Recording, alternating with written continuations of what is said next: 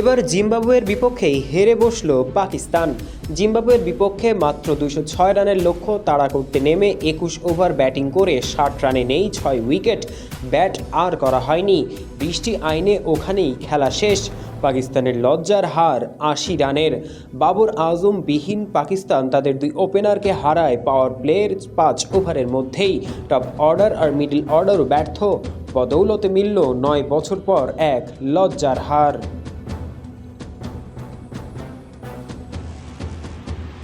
শুরুতে blazing মুজরাবানির pace আর তারপর সিকান্দার রাজার স্পিন, দুটোর কোনোটারই জবাবই যেন ছিল না পাক ব্যাটারদের কাছে।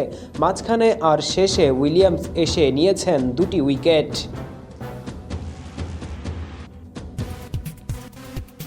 পাকিস্তান খেলতে নামে মোহাম্মদ রিজওয়ানের নেতৃত্বে। পাক কাপ্তান একটু প্রতিশোধ গড়তে চেয়েছিলেন, তবে তাকে সঙ্গ দিতে পারেনি কেউই। 43 বলে 19 রান করে নট আউট ছিলেন ডানহাতি এই ব্যাটার।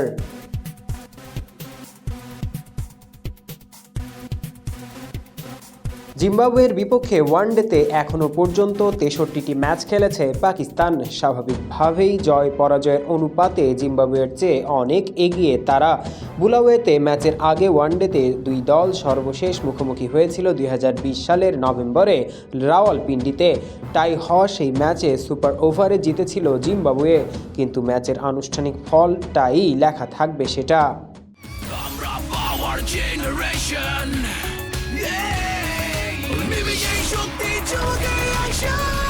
পাওয়ার চুমুকে অ্যাকশন।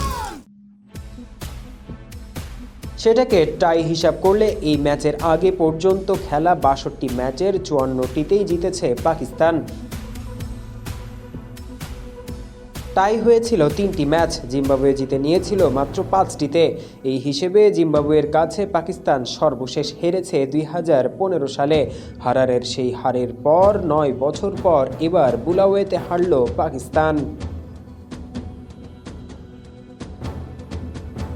3 ম্যাচ সিরিজের প্রথম ওয়ানডেতে টসে হেরে ব্যাটিংয়ে নেমে জিম্বাবুয়ে 40 ওভার 2 বলে 205 রানে অল আউট হয়। 52 বলে 5-4 ও 1-6 সর্বোচ্চ 48 রান করেন রিচার্ড ইনগ্রাভা। পাকিস্তানের পক্ষে 3টি করে উইকেট নেন আগা সালমান ও অভিষিক্ত ফয়সাল আকরাম।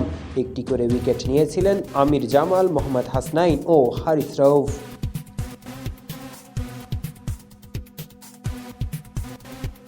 $206 রানের জয়ের লক্ষ্যে খেলতে নেমে নিয়মিত বিরতিতে উইকেট হারাতে থাকে পাকিস্তান।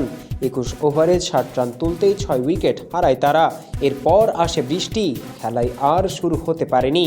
ডিএলএসের হিসেবে তখনও জয় থেকে 80 রানে পেছনে পাকিস্তান, ফলে এই কারণেই হারতে হয় তাদের।